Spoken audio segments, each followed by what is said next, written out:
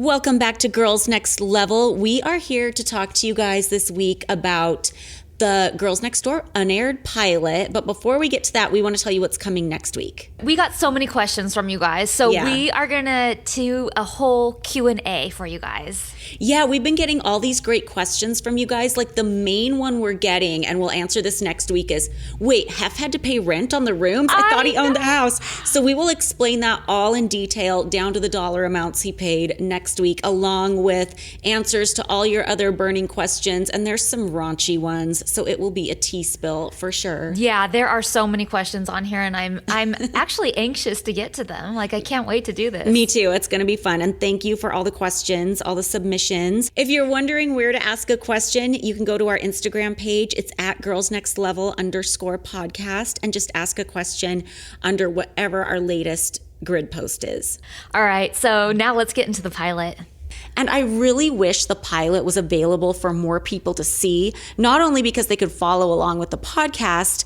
It's not streaming anywhere. It's on the DVDs. So if you want to hit up eBay and get yourself the Girls Next Door DVD, you can find it. But I wish more people could see it because I feel like I'm so different in this episode.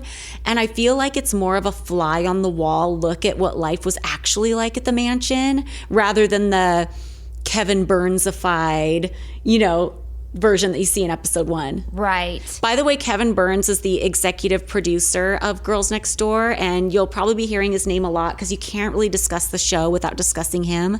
I feel like he's like the fifth element. Like if you, me, and Kendra and Hef are the 4 elements, he's like the 5th one. For sure. He's like a 5th of this show. So when we left off in the last episode, Kendra had moved in. We were all getting along. Like, we had a super fun summer. It was sort of uneventful. We did a lot of fun things, but there wasn't drama. There wasn't any crazy events or weird traveling or fun traveling, I should say. But like anything going on really that was like major. Yeah, but unbeknownst to us, Hef was having discussions with the producer, Kevin Burns, about possibly doing a reality show at the mansion. Wasn't supposed to be about us, so we weren't included in the conversation. Not that we would have been if it was going to be about us, because that's just not the way things rolled over at the old mansion. Definitely not. But they were talking about doing a show because Kevin Burns used to produce this show for the A&E network called Biography, and these would be like hour-long biographies on different celebrities. Like if you're familiar with like the E! True Hollywood Story, it was kind of like that.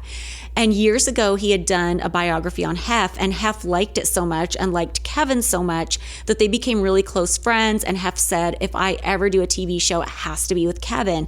And Kevin did other documentaries with Hef too. He did a documentary called Inside the Playboy Mansion, which was the one I watched as a newbie at the mansion that kind of like informed me on everything I knew about Hef at that time.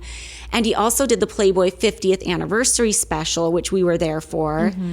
And they were having discussions about possibly doing a reality show for A&E called Growing Up Hefner. Because at the time in 2004, A&E had a show called Growing Up Gotti that was about John Gotti's grandsons. Yeah. And they wanted to do the Playboy version of that.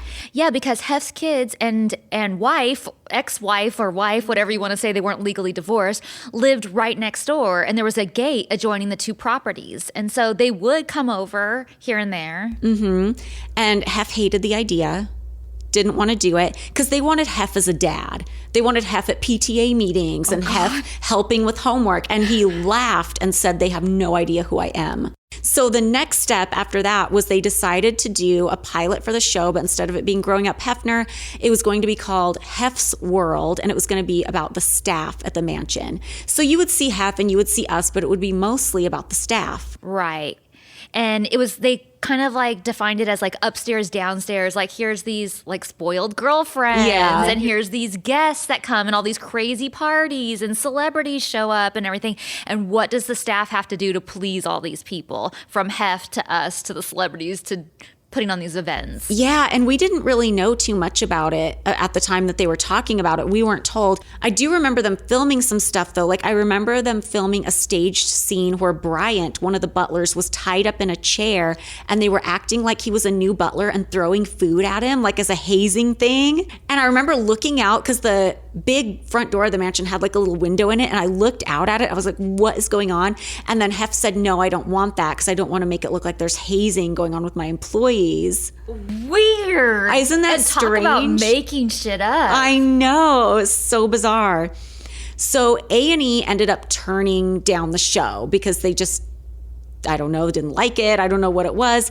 But then Kevin started talking to the people at E about it. They really wanted it and they ordered a pilot. The pilot was going to center around your birthday party, which is in late September. And that year, I wanted to throw a birthday party for you. And what I really wanted to do was like a retro 1970s Barbie-themed roller skating party on the tennis courts. Can we stop right there for a second and talk about this for a minute? Because birthdays at the mansion were never really very extravagant. Like, we usually went to dinner. Yeah, like you could pick a restaurant on your birthday and you got a cake, a sheet cake. Yeah, which was wonderful. Like, that was totally nice and stuff. And the girls would get, whether they liked you or not, got you presents, and we'd all come back to the mansion afterwards and pop champagne and cut cake and open presents, and that was a birthday. And so to do something like a roller skating themed party or something like that would have been like so incredible and over the top. But I thought I had the bandwidth to do it because there's only 3 girlfriends. Let's really try to make this living situation, since we're here anyway, let's try to make it good. So I thought maybe this could be a new era where our birthdays are a little more fun. So I wanted to do this retro 70s birthday party, but that got shot down because I didn't realize that every year they have a tennis tournament on the weekend of your birthday. Right. And it's crazy because I'm getting ahead of myself a little bit here, but we always wanted to do the retro roller skating party, never got to do it. It always got shut down for the show. And then they ended up doing it on season 6 of Girls Next Door when the new girls moved in. And that kind of irritated me because that was always something we wanted to do and we're always told no. Right. Ours would have been cuter though. Like we would have thrown our whole vaginas into that thing. Like it would have been like all themed out, all cute. The way they did it on, we'll get into it if we get around to talking about season 6, but the way they did it was just kind of like blah and very plain. Oh, well, And one of the things that I think felt really natural to us about being asked to participate in this pilot is you and I had been doing those tours, giving the tours around the mansion. And one of the cool things about giving those tours is we got to do a few cool like TV spots. Like we gave Snoop Dogg a tour when he had a show on MTV. Like I did something with Jack Osbourne once. Like I did Viva La Bam, another MTV show. So those were kind of cool opportunities. And I felt like, oh, good. At least I'm kind of like building my resume a little bit while I'm here. Yeah. So it felt totally natural to do the pilot. I didn't think it was going to be like a show about us. I just thought, oh, we're helping out HEF and So it just felt really natural to me. And I think I was a lot less guarded in this episode. That's why I feel like if you watch this episode, you're seeing the Holly you would have met if you would have come up to the mansion on a random day. Whereas zombie Holly in Girls Next Door episode 1, who is that? I don't know her. Yeah, I feel like when they were shooting stuff, I too did not believe this was about us, that we were just going to be like kind of background It wasn't characters. supposed to be, even when we shot the pilot. And I just thought it was like doing another interview for something, like not a big deal. Another reason I feel like it's a little more accurate character-wise is the producers aren't coming in thinking, okay, who is this girl going to be? And what's this girl going to be like? There was none of that. It was just natural footage that they kind of spliced together. So you really got to see kind of who we are. Not that we're sitting down telling you our deepest, darkest secrets or anything, but it's just like who you would have met if you would have come up to a buffet movie. And also you see a lot of us in it because we're really involved, and you don't see a lot of Kendra because she just didn't really make herself involved in a lot of the extra things, I guess. Yeah. And was always kind of like off during the day. But also like this was in the fall, like we were kind of all back to school at this time. I remember the producer told me he didn't even know Kendra was a girlfriend after seeing the pilot footage. That's shocking. He just thought she was like a random girl staying at the house. Wow. So when we describe this show for you guys, we know a lot of you aren't able to watch it unless you have the DVD. So we're going to kind of describe what's going on. Yeah. And it's funny because I watched this episode because we also did a commentary for it, which is available on the DVD. And it's funny because the first thing I say in the commentary is, wow, this is a blast from the past. I haven't seen this in a whole year. But watching it now, like 18 years later, I'm like, are you kidding me? I thought a year was a blast from the past. That is so nuts. And one of the first things that strikes me about this is the first thing you see in the pilot is footage of the mansion, like a a butler opens the door and welcomes you, and you see this like pan of the house, and they're using like an old slow version of Come On to My House, which would eventually be the theme song of the show. And the footage is just so bad. You know what? I was just watching it for this too, and I was like shocked at how blurry certain scenes were, and how like there was blasts of like light, like the cameras couldn't adjust between like the light and the dark, but they just went with the scene anyway. And like very, very, I mean, it's just a pilot, so I guess it was never meant to air. So it was just to get the idea across. And the camera work was a nightmare. It's so shaky. I feel like I'm watching the Blair Witch Project and I'm about to get motion sickness. It is horrible. And I wonder, like, did he even hire actual camera people to do this? I would assume so. I feel like they had real cameras and because stuff. Kevin had never done a show like this before. Like, he was a documentary guy. And what do you shoot for documentaries? You shoot sit-down interviews, you shoot reenactments. Did he just like not hire a camera crew? Did he just get people in the office to do it? Or was it a tactic? Because I know like we did a pilot recently and the producer was like, I don't want to show the network that we can do this on this budget. Because they only give you like a little bit of money to do a pilot with. And if you come through with guns a-blazing and give them a perfect episode for $30,000 or whatever it is, then they're going to be like, oh, we don't need to give you much of a budget, do we? That's probably. So maybe it was tactical. Maybe. I don't know. But it's bad. I was shocked at how bad the footage was. I was surprised too how little they knew about the life at the mansion, because I felt like they focused on weird things. Like there's this montage, like you said, where it kind of shows around the mansion and stuff like that. And they show this desk, which I know they're trying to imply is HEF'S desk. And it's like up on the third floor, like that desk that was in the room. Desk. And that's like not where I've never seen him sit there once. He just puts stuff on there. It's not where he does anything. Yeah. And his desk is the floor of Mary's office. Yeah, for sure. So I just thought, okay, they do not know HEF at all. Yeah, it's so crazy. Well, even though HEF and Kevin were close, I don't think Kevin came to the mansion regularly at all. Like, we met him one time before we started shooting Girls Next Door, and that was at a press conference for the 50th anniversary special. Remember, we went with HEF in bunny costume. So even though like he was friends with HEF, he was never really there. So maybe he really didn't know that much about HEF other than what he knew for the documentary. So I always think that Kevin had been coming up to the mansion and doing stuff and knew HEF really well prior to this. Well, I think he was a part of Manly Night sometimes, but I don't think he came up a lot. Because I never saw him at the mansion before that press conference. No, I hadn't either. I thought it was interesting too. I mean, just like some of the nuances that they caught that I know about but don't think about. Like, and my mom even brought one of these up before, like HEF not having any broken crackers in the basket. Yes, the butler. They show the butlers putting together his midday meal tray, because he would have like a really late breakfast. He'd have like soup and crackers, and then he always slept in really late. Yeah, he slept in really late, so he'd have a late breakfast. He wouldn't really eat lunch. He would just have this soup and cracker meal right before everybody else ate dinner. He would never eat dinner downstairs with his guests, and he'd have like a big dinner at the end of the night afterward. Yeah, late. Yeah. But he stayed up late too. Mm-hmm. And then my mom reminded me too that he was also like that with his potato chips. There couldn't be any broken potato chips or any with brown spots on it. Yeah, they had to like make everything perfect on the tray. And it's funny because they show the butlers drawing cards because they're scared of who has to take the tray up because everybody's so intimidated by him. Wait, I thought that too at first, but I watched it twice, and actually Eileen volunteered to take the tray up in that episode. They were drawing cards to see who had to take pictures of the buffet. Oh. And I was like, I had to watch it twice to get that because I thought when I just watched it once, I thought it kind of played out like, oh, they're drawing cards because they're scared of who has to take the tray up to HEF. They are, and they do it for that. They say they do it for that, but that particular night, Eileen had volunteered. So they were like, oh, so we don't have to draw cards for that, but now we have to draw cards for who's going to take photos of the buffet.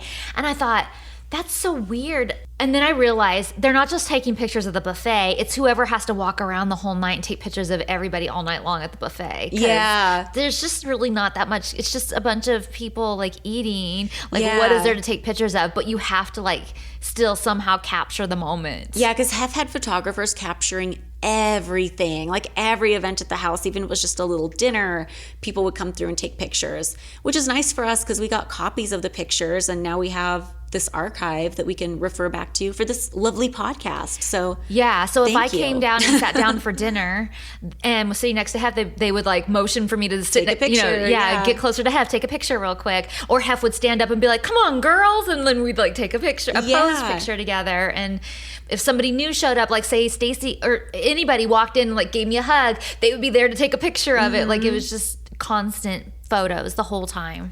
A question I had for you is, where's Jameson in this? We've mentioned Jameson the butler before because he was the one who showed you around when you first came to the mansion to test for Playmate. But I noticed he's not in this episode. Did he like resign by then? Well, I don't think he resigned because later in the commentary you actually mention him, but he's never on the show. Did he elect not to be on the show, or did he like resign? That is so weird. I have no idea. I didn't even know. Like I now that you mention it, I realize he's not in this episode, but that I also don't think that they shot a whole bunch of nights, so it might have just been his off night or something.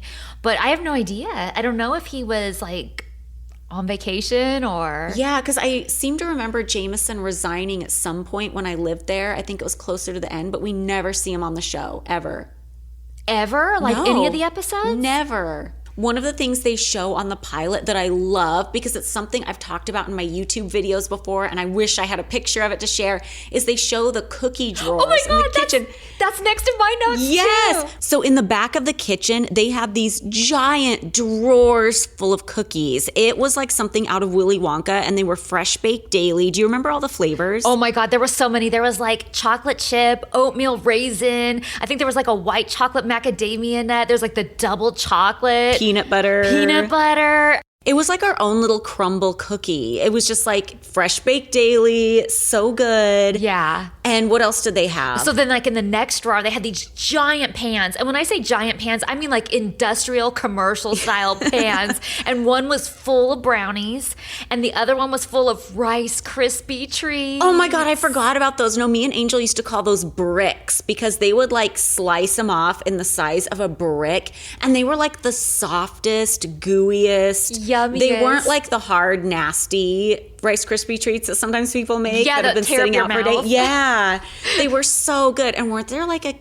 candy bar section so too? then underneath that there was like a whole drawer full of candy bars, and I mean full size, every kind of candy bar you could possibly want. I mean every kind of candy really, but I mean it was like Snickers and Twix and Reese's, but then there was like Skittles and Starburst and just everything in there. But then on top of the counter was the HMH chocolate cake. That was the best thing, and I need to know how to make that because didn't Lori, the pastry chef, say there was like a secret ingredient or something? That's what I always heard, that there was some secret recipe to this special cake and stuff, but then later I heard that it was just Duncan Hines. Oh no. Well, I do love a box cake, but I think there was like some secret thing she did to it. Like, this is going to sound disgusting, but it was actually good. I could swear she said she put Crisco in it. Like, she did the cake mix the normal way, but instead of oil, she put Crisco in it. Oh, we're gonna have to find out. Yeah, Lori, if you're listening, like we totally want to know what the recipe is. That would be so fun to make it. Lori, if you, Jameson, anybody, where are all these people? I actually though, I feel like I did talk to Lori on social media not that long. Well, I mean, it was a long time ago now, but not like way back then. Yeah. Like it was like, relatively recently. But yeah, the cookie jar was amazing. I'm so glad you brought that up because it was totally in my notes. Yeah. On the other side of the spectrum, after talking about all the cookies and the cakes and stuff, I watch myself in this pilot and I'm like, could I please just be that skinny again? I felt that way too when I was watching. I was like, we look really good. Oh my in the God. episode. And I'm telling you, back in those days, and I understand why I did it, obviously, because there's a lot of pressure to look good when you live there. But I was so disciplined. I counted every calorie I ate, and I'm kind of trying to get back to that a little bit, like in a healthy way. But I mean, I look at that footage and I'm like, could I just be that skinny again? Like, I would die. Yeah, I remember watching the scene in it, and waist just looked like an hourglass. I know, it's insane.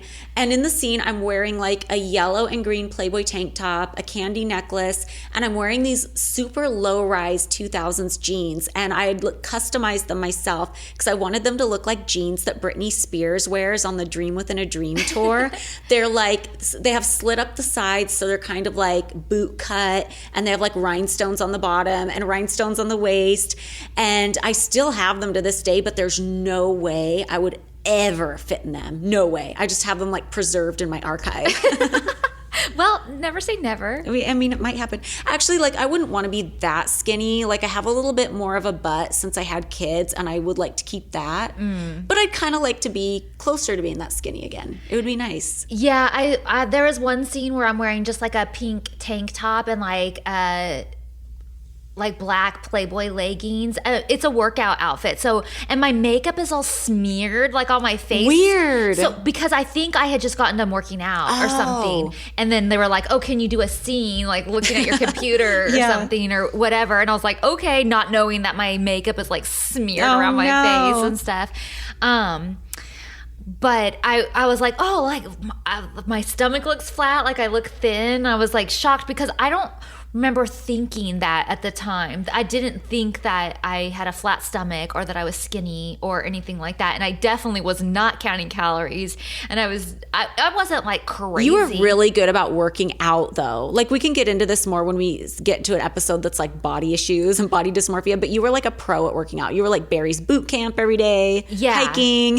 Yeah, and I still do. Like I work out like almost every single day. Mm-hmm. You know what I want to talk about? And are parking signs. Oh, yeah. One of the questions I got from people on Instagram was, did you really have a parking spot at the Playboy Mansion, or was that just for the show? And no, we did have parking spots. There were 3 parking spots that had signs. And from day one, somehow I got lucky enough to get a parking spot. Even though I was one of the newest girls, I think just the girls who had more seniority didn't care about it. And I asked the ladies in the office, like, oh, could I have that parking spot since so-and-so just moved out? And they were totally cool with it. And I just remember, like, before I was a girlfriend, coming up to Fun in the Sun, and I would see those signs and think, oh, that's so cool that girl has a sign, like, reserved for so-and-so at the Playboy Mansion. I thought it was so cool, too. Yeah. And I wanted, like, a parking spot, and I finally got one. And I remember when I got one, we decided to, like, take our signs and, like... We painted them. Yeah, because they were just, like, stenciled by staff, like, nothing fancy or whatever. We're like, let's make ours cute. So we pulled them out, and I remember I painted mine, like... different color pink stripes and put like a Playboy bunny and I rhinestoned it. Yeah, it looked like your bedroom. I don't think mine ended up looking cute because I just like was sloppy about it, but it was still fun. Yours was white with blue, right? Yeah, I think blue so. Writing. Yeah, but it was still a fun project to do. Totally fun. So there's this scene where I am trying to keep all the dogs behind the game house. And it's funny because when I was watching these episodes before, you know, people always ask about like the dogs going to the bathroom in the house and the dogs just being chaotic. And I remember thinking, you know what, like if I had my way, I would make it so that when the girls were out of the house, they had to put all the dogs behind the game house because the weather's really temperate in Southern California, so you're rarely going to have a day that's too hot or too cold for the dogs. And it's like a big backyard. There's like a shady, you know, back porch and stuff like that. And I'd forgotten that I did try to institute that rule at some point. And I can see in this pilot why it didn't work because the dogs kept escaping. Like people would keep going back behind the game house and one of the dogs would just dart out. And it just wasn't safe because you never knew when a car was going to drive up at the mansion. Yeah, there was a lot of traffic. Even though it's a private home, there's a lot of traffic that comes and goes. There's meetings going on and staff coming up. But just so people know, people who talk about the dogs going to the bathroom in the house and the dogs being crazy, like I did try to like come up with a system. Like I really tried, but it just didn't work out keeping the dogs behind the game house. And for some reason, I'm going back there on the pilot and one of Kendra's dogs keeps getting out and I keep having to go catch him like 4 times. I know, it's funny. And I was noticing there was something weird in your pocket, and I was like, why does it look like she has chewing tobacco in her pocket? And then I realized, oh no, it's her I bet it's her compact. Yeah, I think I probably carried a compact around so I didn't look shiny on camera and stuff. Also, one thing I love about this episode for me is I'm allowed to look at the camera and break the fourth wall. Yeah. And I think that's where I really shine and where I can connect with the audience, because Girls Next Door, once it actually became a show, relied so heavily on the sit-down confessional interviews. And like, you are great in those interviews. Like, you can be totally like vulnerable and honest and like connect with people. I suck at those interviews so bad. It's not my medium. I hate doing them. Like, I hate sitting there all stiff in the chair. I always feel like I'm being asked questions I don't want to be asked and like under the microscope, and I just want to get out of there as fast as possible. So I give the robot answers, and I'm still to this day like this, because I remember we did a pilot recently and I hated my confessional interviews when I saw them. I'm like, I just need to be able to break the fourth wall and look right at that camera, and that's the only way I can connect with people, I feel like. Yeah. Does everybody know what breaking the fourth wall is? If you don't, breaking the fourth wall is when you look straight at the camera and just like talk to the audience. Right. Or make eye contact with the audience, like some sort of like visual Wink. contact. Yeah. Like a wink or like a... I feel like if I ever did a reality show again, it would need to be on that condition. Like, let me break the fourth wall, because otherwise I'm just like I'm not an outgoing person. I'm hard to connect with anyway. And it's just so hard for me to connect if I'm not looking right at the camera and just talking naturally. Yeah. It's sort of acknowledging that we know the audience is there. Yeah. And I like it too. I like doing it. I think it's fun. Mm-hmm. So I think the next scene is the slip and slide, right? Slip and Yeah. slide. So there was this really steep grass hill in front of the mansion, and I had always fantasized about like doing a slip and slide down it. It's a rolling hill too, Yeah. so it's like perfect for a slip and slide. And I begged the staff to like set up like a Jimmy rigged slip and slide out in front of the mansion, and they did it with like a tarp at the end so you'd have somewhere to land. But even before that, like when we used to do the tours and stuff like that, we would tell everyone we gave a tour to, don't you think we should have a slip and slide? Yeah, this was like the dream. Like for years, or I don't know if it was years, but like Yeah. it seemed like years. We were talking about this. So I begged the staff to set up the slip and slide for your birthday party. And I love the scene because it captures me being enthusiastic about something that was like my idea that I'm excited about. And I don't feel like you get a lot of that in the series. Like, nothing's ever my idea in the series, and I'm not enthusiastic about anything. So it's just like a rare moment that I like. And I feel like another thing that's different about the pilot versus the series is if that scene had been shot in like seasons 1 through 3 of Girls Next Door, they would have never let me do it by myself. They would have been like, okay, we're waiting for Kendra before we do this scene. You have to get Kendra down here, because she's the one that always got to do like the sports stuff and the action stuff. And they would have never let that be a Holly scene ever. I can see that.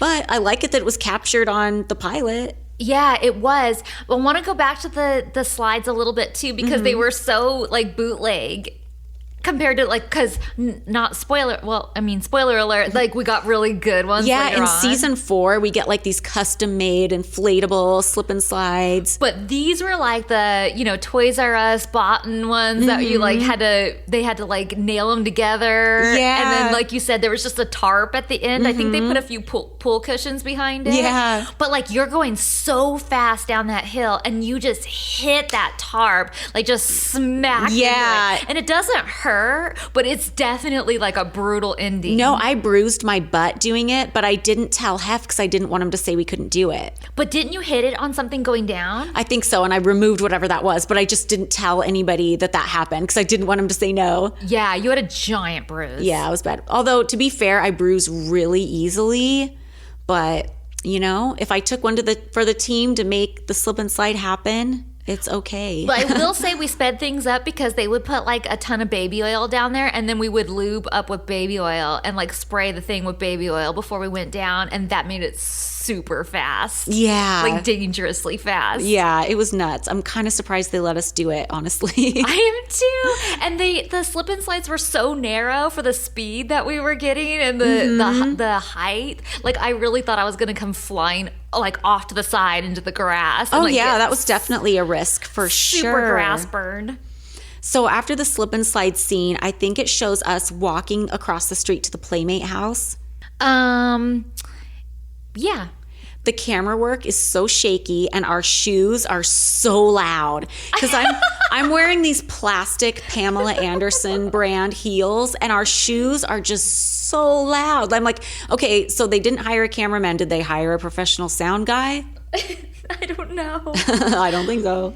Well, I think it's funny that I walk over to the other house with you to get all the pillows and blankets for my birthday party. Not that I mind doing that, but you would think that like you and Kendra would be doing it. Well, I'm so confused because what did we use the pillows and blankets for? Like, did we have like a slumber party in the living room? I don't remember that part. Yeah, I think we invited whoever wanted to spend the night, and like we were like the idea. Like when I was a kid, the idea is to like try and stay up all night long and like, you know, whatever, watch movies or tell ghost stories or whatever. And then nobody ever makes it that far. Yeah, it is weird that you were doing that scene with me because I think not that the party was a surprise. Like obviously you knew there was a party, but I think every detail about the party was supposed to be a surprise. Yeah.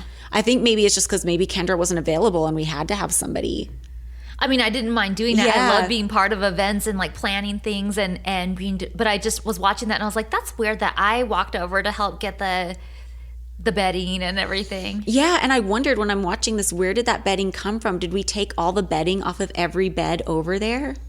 I don't know. It was all balled up and bagged Yeah. up. So it was very strange why it was like that. So then we're at the Playmate house. We walk back to the mansion, but then it cuts back to footage of us at the Playmate house holding beers, and we do like a cheers. Yeah, it just doesn't toast. make any sense. Yeah, it doesn't make sense for a lot of reasons. Like, we already walked back to the mansion, but then it cuts back to the bunny house, and then we're cheersing with beer, like something we never drank. Like, I never once remember drinking a beer at the mansion. I remember suggesting the beer because they wanted us to do that cheers because back in the 2000s on reality TV, I don't know if they still do it because I don't really watch reality TV, but they always wanted you to end every scene with a toast. Cheers, like for everything.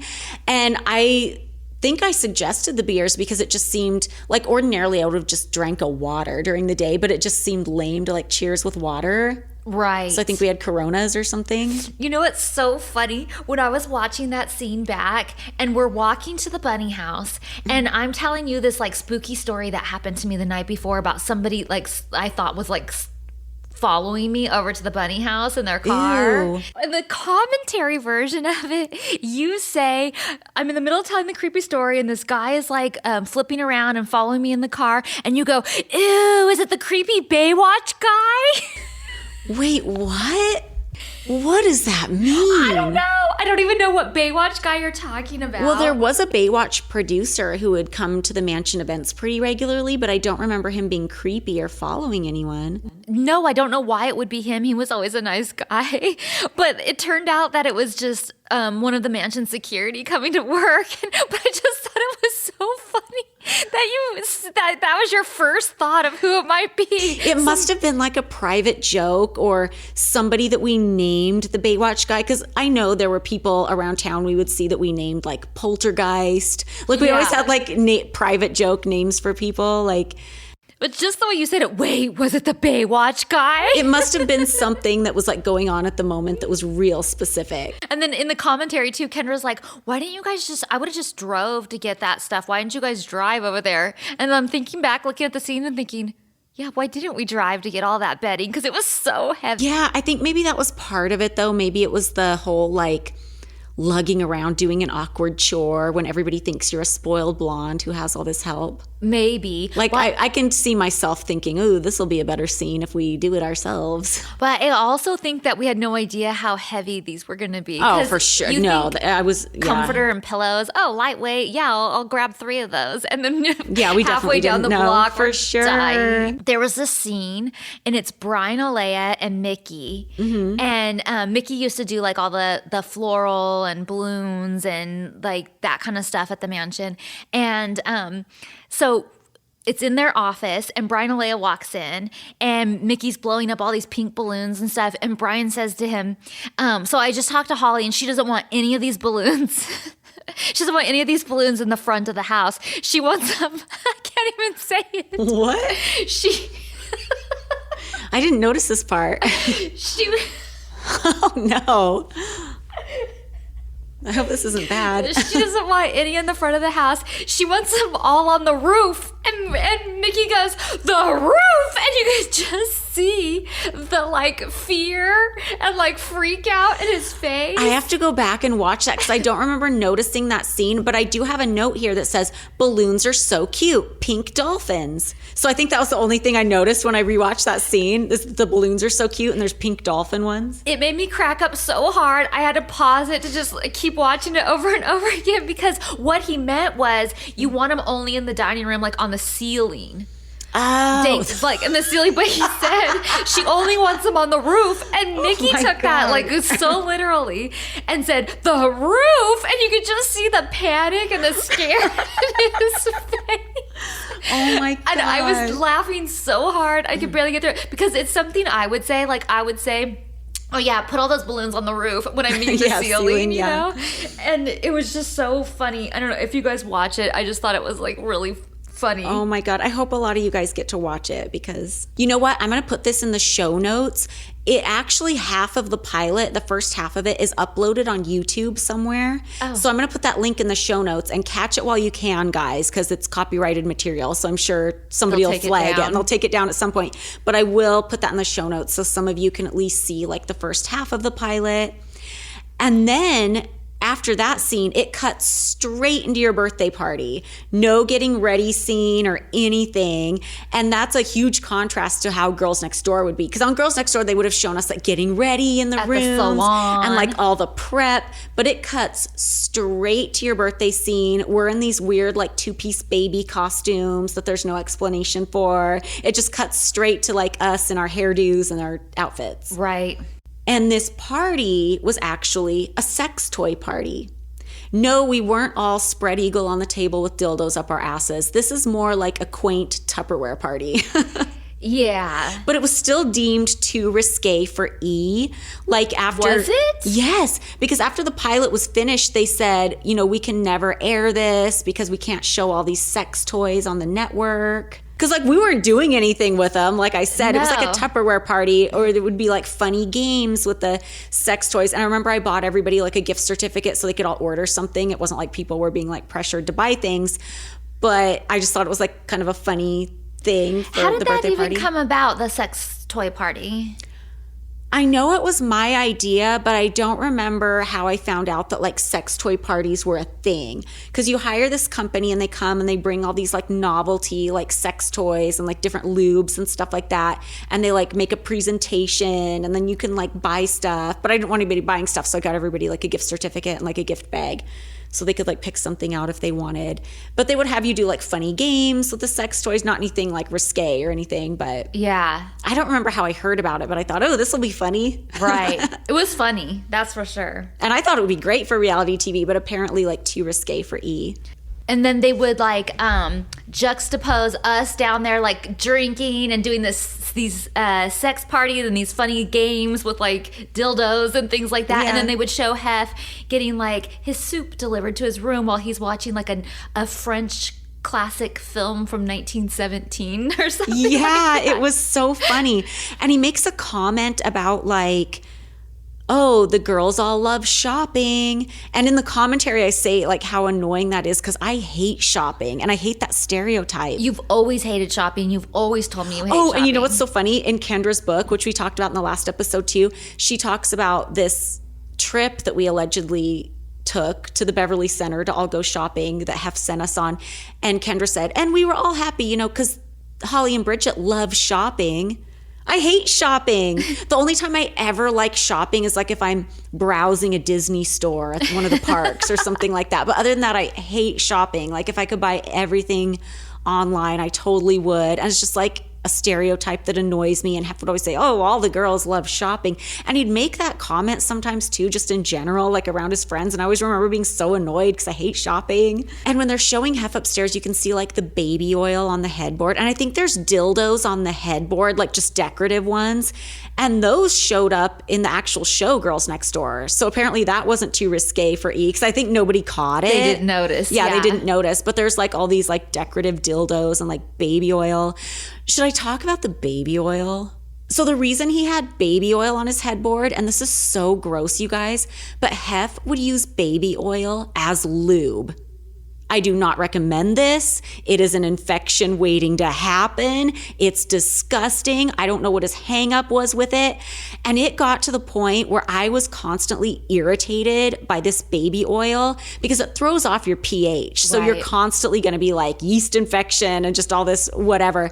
And I remember like talking to the gynecologist about it and then telling Hef, like, you need to stop using the baby oil. I can't use it. And even telling him the gynecologist agreed with me. And he would argue with me and be like, well, people use baby oil on babies. And I'm like, yeah, on their skin, like not internally. You're not supposed to put it there. And then so I told him I wouldn't use it. And then it got to the point where like I refused to use it, but then other people would tell me that he would like in the bedroom put it on his hand and like put it on me like when my back was turned and like I didn't know he was doing it, which is so foul and so non-consensual and so gross. And I had forgotten about that for the longest time, but I was like reminded of it for some reason and it like made me angry all over again. So disgusting. So anyway, sorry for that little extra tidbit, but that's my thoughts on baby oil. Don't use it as lube. Public service announcement. So we go down to your birthday party in the dining room and everything is just so cute. It's like everything is pink, all the cute cakes and stuff like that. And one of the things I had done is I had the custom water bottles made with like your picture on it and it said happy birthday Bridget. And it's funny because today people throw such elaborate parties and it's so easy today just to get anything customized. Like if you can pay for it or hit up Etsy, you can get everything customized. But back then it wasn't so easy to get customized stuff. And I remember you mentioned the Playboy water bottles before. Everybody thought those were so cool because they were water bottles with a label that had the rabbit head and said Playboy. And I looked up the company that did those. The company was called Duck Fart, by the way. Oh my God. Like, why? And I got on the computer and I made a little graphic and I sent it to them and they were so excited to make the water bottles. And I just thought the custom water bottles were the coolest thing. They were the coolest thing. And I don't even think they show them on the pilot because I didn't see them. I think you might see them for a split second, or maybe I just imagined it because I remember them so well. Yeah, I mean, they were so cute. I remember I saved a whole bunch of them. Yeah, they were super cute. Everything was cute. Everything. I mean, the cocktails with the pink martini glasses, or like, they were martini glasses with like a pink drink with pink sugar on the rim. Yeah. Like all the pink balloons. There was like, what was there, like 3 different cakes? Yeah. And they were so cute. And then all the food and everything was amazing. So then the next thing that happens is like Kendra's contribution to the party, which is the stripper. And okay, let me just clarify this. I hate strippers, and it's nothing against strippers. Like, I mean, wait, let me clarify this. Not you hate strippers, but yeah, let me clarify this. Oh, wait, okay, let me start over. Let me just start over. Clickbait headline: Bridget hates strippers. No. Just kidding. Okay, I do not like having a stripper on me. Like, I'm totally fine with strippers. I think it's amazing. But like, I do not like when one is procured for me because I am so embarrassed. I don't know what to do. I don't want to touch them. I don't want to interact. And I just feel so self-conscious and so stupid. Yeah, you're in the hot seat. And I love it when other people are super into strippers. I think it's funny and I love seeing that, but I am not one of those people. I just like want to crawl out of my skin. Yeah. Like, it's so embarrassing to me. And so I did not know a stripper was coming until I see Kendra grab this handful of ones. Like, it's just a stack. And I thought, oh shit, that's like what I was thinking to myself. Because and they're leading me out into the great hall, and there's this, the throne chair sitting there, and I was just like, no, like, how do I get out of this? Like, I know that there has got to be a girl here that's like into this, and it's not me. That's so funny. You could have found a replacement. I wish. And in the commentary, you said, "Oh, I thought it was going to be Jameson, and that it was going to be a joke." Meaning Jameson the butler, or somebody said that. Oh, well, that would have been funny at least. I still would have been embarrassed and out of my skin even if it was him, but like, that would have at least been funny and comical. But like, in the scene, it's funny because the stripper is late, and Kendra brings this up in commentary.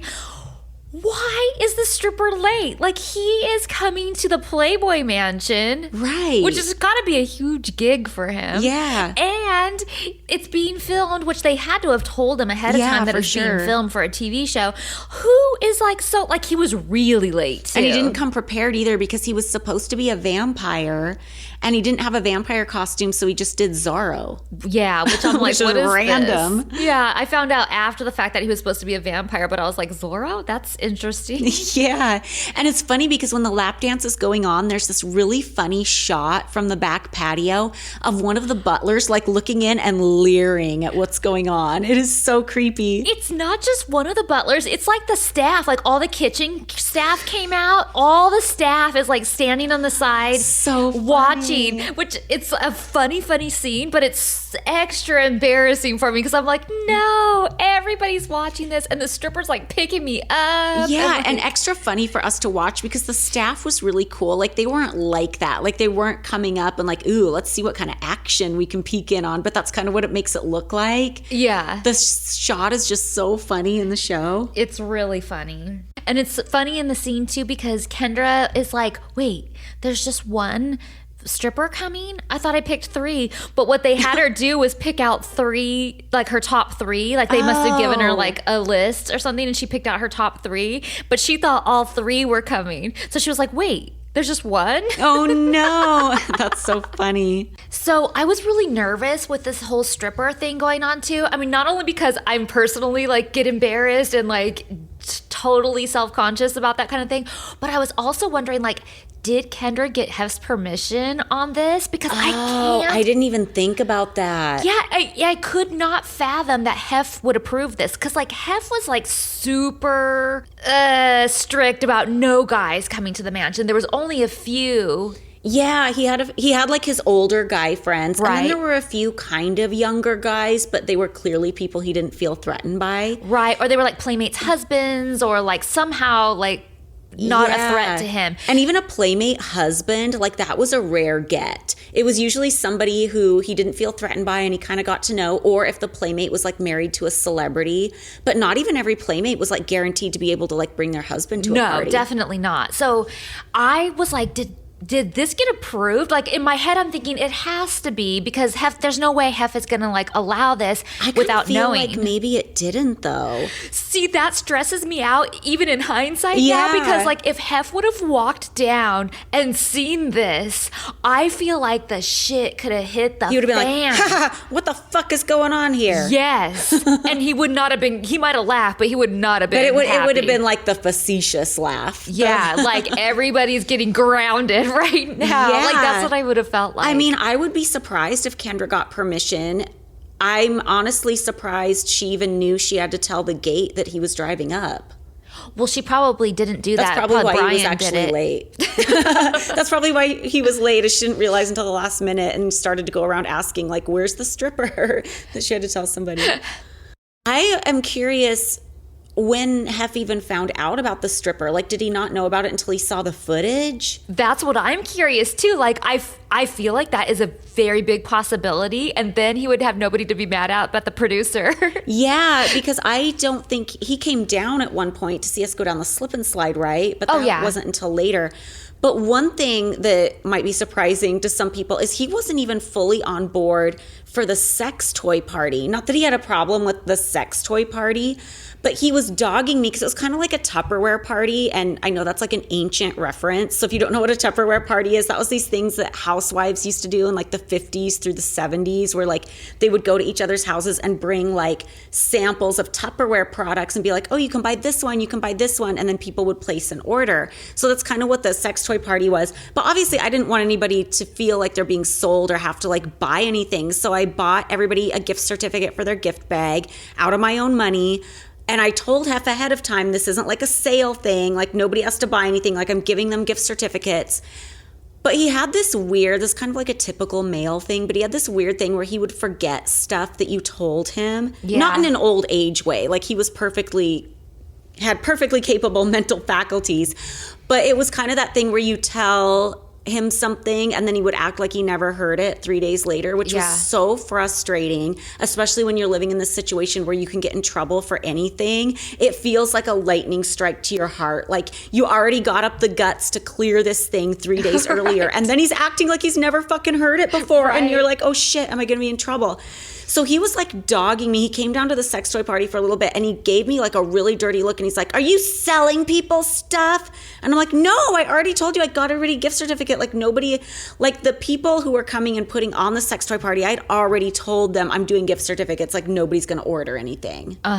So that was annoying.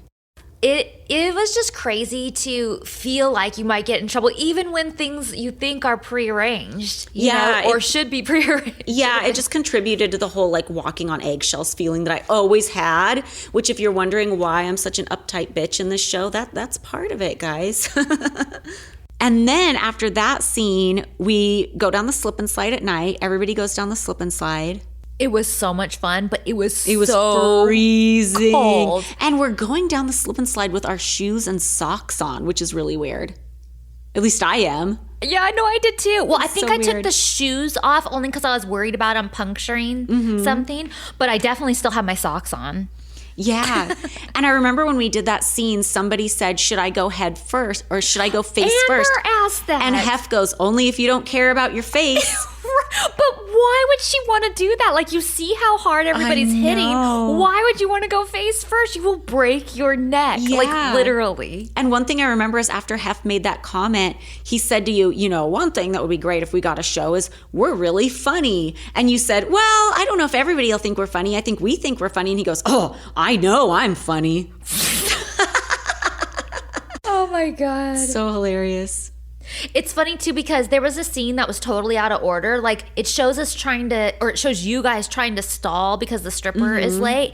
And so it shows Kendra like giving me a lap dance and like Crystal like untying my it's not even a real tie, but like untying my bottoms and stuff. And we're already like wet and greasy from the slip and slide. Oh, so that was out of order. It was totally out of order. Like we came God. back in and we're like, you know, just dancing around and partying afterwards. But it was completely out of order. And you can tell because we look like drowned rats. That's so funny. So this pilot was shot in September and it wasn't picked up by E until May. Yeah. So there was a little bit of a lag time. And after E saw the pilot, they decided they wanted the show to be about the girls, not about the staff. They wanted to see the mansion through the eyes of the girls. Yeah, that was a very specific request from one of the people at E. Mm-hmm. And then they sent Kevin back to do sit-down interviews with us, which they called personality tests to make sure. Do you remember anything about your personality test? Not that much. I just remember it being very long and very detailed, like trying to get all the information, like where you're from, why do you like Playboy, like everything. Yeah.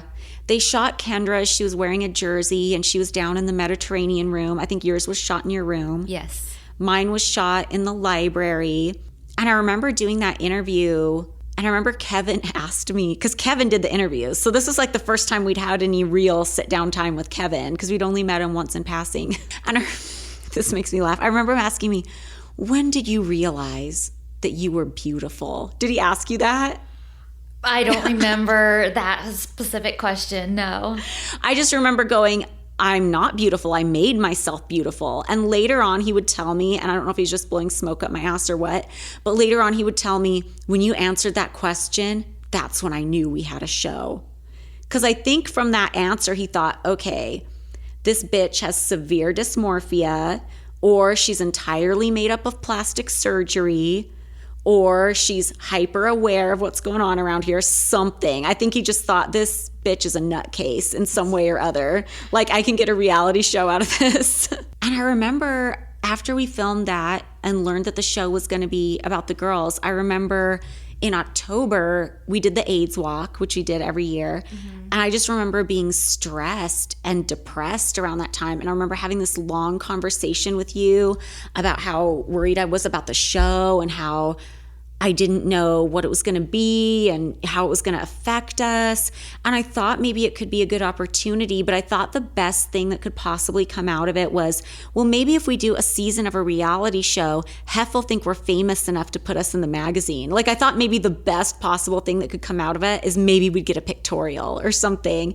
But I never thought the show would be a hit. I never thought it would go past one season. And I was super worried that we were going to get screwed some way.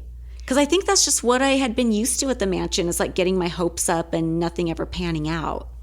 Well, I think we were all really kind of nervous about doing it. I know that I was really nervous about that. I was worried that they were going to try and pit us against each other. Like, things had been going so smoothly and we were relatively harmonious. And I mean, especially in comparison to what was going on before. And I just thought, oh, they're going to try and like, because that's what reality shows were back then. Like, they're going to try and like get us to argue. They're going to set up things to make us like not like each other. Yeah. I thought they were going to try and like catch us in situations like they would tell me, okay, we're going to be here at 9 a.m. tomorrow morning to start shooting. I would get up at like 7 to do my hair and makeup because I thought that they would tell me 9 and then they'd show up at 8 to try and catch me in bed and like all like no makeup and all that kind of stuff, which later on, I didn't care if I was wearing makeup in every scene or whatever. But in the beginning, I thought they were going to try and be like sneaky like that and deceitful and try and make us look bad or look ugly or fighting and all kinds of things. So I was like very leery and hesitant about wanting to do it. Yeah, for sure. And I just knew that we didn't have a choice in the matter. Like, unless we were ready to leave the house, which I wasn't, we were going to have to do the show. And I just thought we're going to get screwed in some way. Like, I just was really worried. And also around that time, like, even though the other girls had moved out and things were really harmonious with us, I was kind of getting hit with like depression again really hard. And I remember like having a discussion with Hef where I kind of broke down and was like, I just feel like I really need to have a job during the day and I really need to be working. And because, you know, I'm devoting my entire life to you, but like something could happen to you tomorrow and then I'd be out on the street. And he got so pissed off at me and he goes, what's wrong with spending a couple years of your life with me? And I go, nothing. I just think I need to like work and like get things together for myself. And I was like crying and saying how depressed I was and I needed to go to see a therapist. And he said, you can't go see a therapist because they're just going to tell you to leave. You can go talk to Mary about it. And eventually I got sent to a therapist, but it was somebody that like HEF'S doctor approved. So it was like, you know, all under the bubble. Mm-hmm. And he put me on antidepressants. And that might be another reason I'm kind of a zombie in season 1 too. Like, I don't necessarily think that's what it is because I don't think that medication like necessarily made me more of a zombie than I already was. I think it's more like me being nervous, me being not good in confessional interviews, and the producer deciding to have an agenda on what my character is going to be. I think it's more that. But that always is a possibility too, that in the pilot I'm not medicated and in episode 1 I am, you know? Yeah, it's possible. Yeah, I just remember there was a lot of hesitation from all of us about doing it. But I also had some optimism too. Like there was exciting parts of it too. Like I was like, this could be a huge opportunity. This could be really cool. It could be a lot of fun. Might get to do a lot of cool things on it. I didn't have a lot of expectations of it being a huge success. I didn't have a lot of expectations like you did of us being possibly in the magazine. I just kind of thought that ship had sailed. Like if he was going to put us in it, it would have happened now. But Playboy was always so desperate for celebrities to put on the cover because celebrities weren't clamoring to pose for Playboy. And, you know, they were putting any like reality star person in Playboy by the time we were living at the mansion. So I thought, oh, if we do a season of the reality show, of course, we're going to at least get a tiny pictorial in the magazine, maybe. Right. I know you thought that, but I was just like, nah. I think I just didn't want to get my hopes up. Yeah, like for sure. I secretly hoped, but at the same time, I'm not going to get my hopes up over that. Yeah. Like that would be amazing, but. So next week we will have that Q&A episode for you guys. We're really excited about it. So we will see you next week.